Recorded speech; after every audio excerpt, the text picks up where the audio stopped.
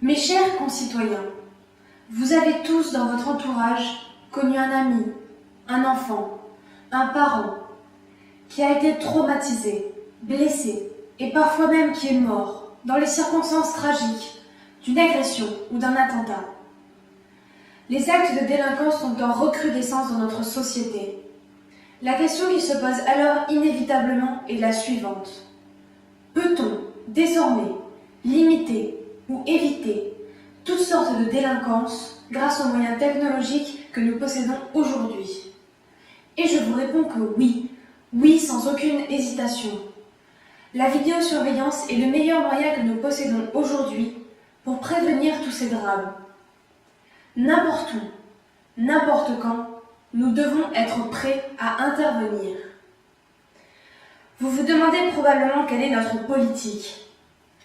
Je vous répondrai que c'est de mener une guerre contre le vandalisme, les agressions et voire pire, le terrorisme. Car vous savez que la vie d'une personne n'a pas de prix et par conséquent, tout ce qui peut accroître sa sécurité doit être mis en œuvre.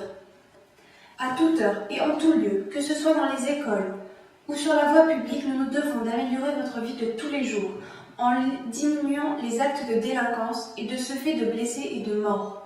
Telle est notre politique. Vous vous demandez probablement quel est notre objectif. Je vous répondrai par un seul mot. La victoire. La victoire à tout prix pour protéger nos citoyens. Notre objectif est double. Premièrement, mettre en place une force dissuasive. Avoir donc une action préventive par le simple fait de la présence des caméras de surveillance. Deuxièmement, mettre en place une force d'élucidation. Et ce, grâce à l'identification des auteurs d'actes de délinquance, limitant ainsi la récidive. Savez-vous que le taux d'élucidation des crimes et des délits sur la voie publique a été multiplié par 2 dans les villes vidéoprotégées? À Strasbourg, par exemple, la baisse des délits sur la voie publique a atteint les 45%. Et à Orléans, ce chiffre atteint les 58%. Ainsi, si nous avons décidé d'utiliser la vidéosurveillance, c'est pour vous protéger et non pour vous espionner. Certains d'entre vous pensent qu'accepter la vidéosurveillance, c'est renoncer à sa liberté individuelle. Je comprends votre inquiétude, car elle est légitime. Mais je peux vous démontrer que la vidéosurveillance sert uniquement à vous protéger et non à altérer votre liberté.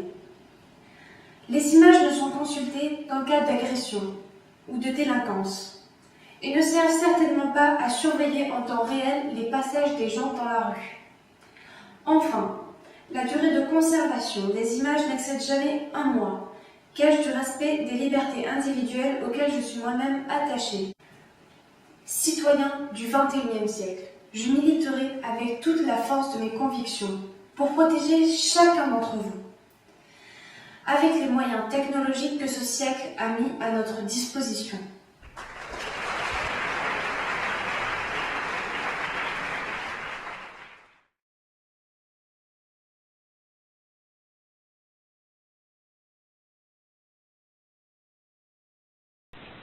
Chers concitoyens, 300 nouvelles caméras de surveillance ont été installées le mois dernier dans notre ville.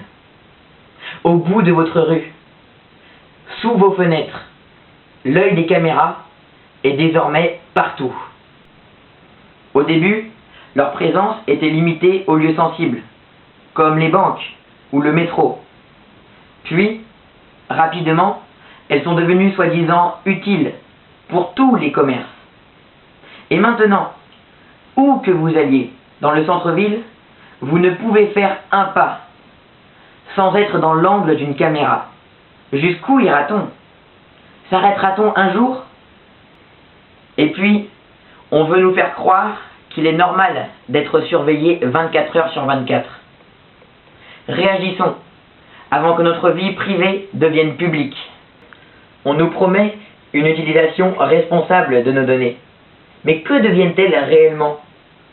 Et demain, qu'est-ce qui empêchera les policiers de fliquer la population? Aujourd'hui, les moyens techniques le permettent déjà. Cela met en danger nos démocraties. Alors, Voulons-nous revivre la période de la Stasi? Je vous pose la question. Qui surveillera les surveillants? Je dois également vous dire que les caméras de surveillance ont un effet négatif sur nos sociétés. En effet, vous vous croyez en sécurité, mais c'est une illusion. Seuls 3% des délits sont identifiés grâce à la vidéosurveillance. Ce n'est plus à démontrer. La pire des choses est de se croire protégé alors que l'on ne l'est pas. Je vous pose la question aujourd'hui. La surveillance généralisée de millions, de dizaines de millions de personnes vaut-elle l'interpellation éventuelle de quelques individus? Certainement pas. Depuis le 11 septembre, on installe des caméras au nom de la lutte contre le terrorisme. Mais c'est un prétexte pour nous faire accepter l'inacceptable. Vous ne pourrez pas dire « je ne savais pas ».